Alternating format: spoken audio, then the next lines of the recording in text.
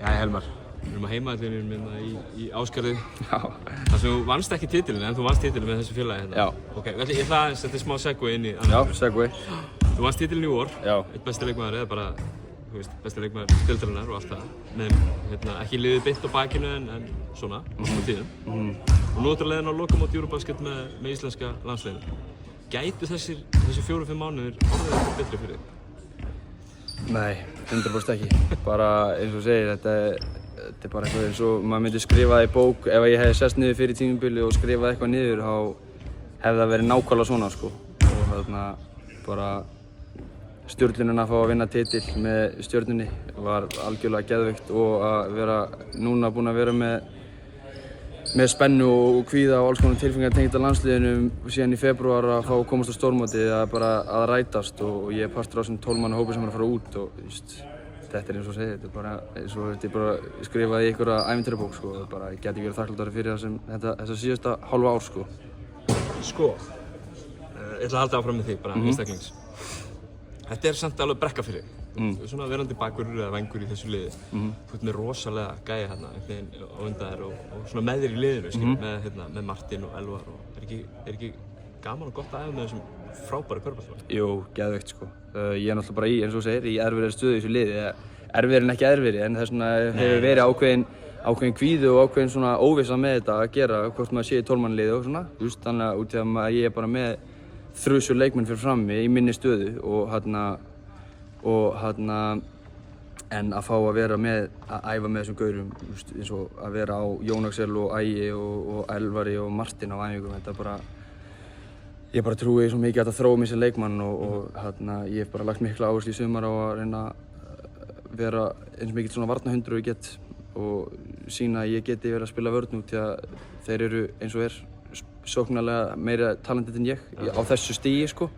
Þannig að ég bara gera sem ég get og ég hef gert vel hingað til og ég er bara full að trúa sjálfur mér. En jú, sjálfsögðu, þeir eru náttúrulega frábæru leikmenn allir og það er bara meiri eldur maður. Það er bara, auðvitað það þýðir bara það að þakið er hærra. Það væri ekki skemmtilegt ef þetta væri bara gefið manni á silfurplata sko. Þannig að þetta gerir afrekið svolítið stærra fyrir sjálfur mér og ég er bara stoltur að vera hérna, 100%.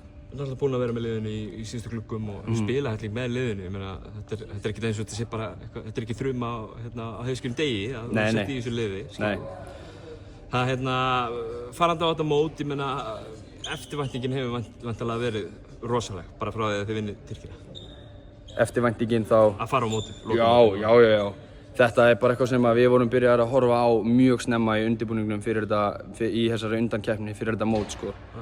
Og þetta var alltaf markmið og það var aldrei neitt markmið sett undir þetta og ef við töpum leikjum þá vorum við alltaf komin með leiðina sem við þurfum að taka til þess að vinna mótið og þegar við unnum leiki og sama þá sko. Þannig að það var í okkar huga þá var aldrei nein spurning hvað markmiðið okkar var og við náðum því markmiðið að komast á mótið og nú erum við búin að setja okkur önnur markmið og það er bara komið tími til að við tökumst á við þau. Er það leynimarkmið eða er það eitthvað sem mátt láta í ljós? Já, ég meina náttúrulega mjög augljós bara, við erum í þrjusu erfiðri keppni, skilur við, og við hefum ekki sögulega verið stærsta landið í þessum keppnum, en auðvitað er markmið okkar bara að vinna leiki, taka einn og einn leik fyrir sig og við ætlum bara að vinna leiki og komast eitthvað áfram, það væri náttúrulega bara sturlun og bara, þessi liðsandi og þetta sjálfstraust sem við gefum hver öðrum á vellinum, ég held að sé ekkert sem er hægt að skrifa okkur út úr neinu sko, þannig að markmiðin okkar haldast kannski bara inn í klefanum þannig sé, en það vita allir að markmið allra er að vinna leiki og það er náttúrulega bara markmið okkar líka. Leggja sig alla fram og hafa góða stemmingu, ekki? Leggja sig alla fram, íslenska geðveikin, það er alltaf partur, jú, algjörlega. Allir að stíga út?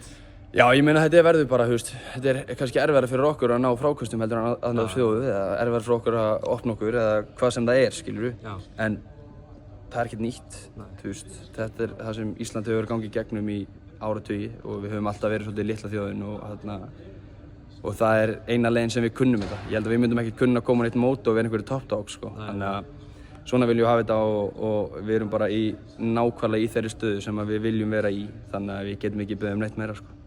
Kæra þakkir Hilmar. Takk sömuleiðis. Spurninga, þú ert að tapa 5 mínútur? Já, það er gott. Er þetta podcast núna? Þetta er podcast núna. Takk. Takk sömuleiðis.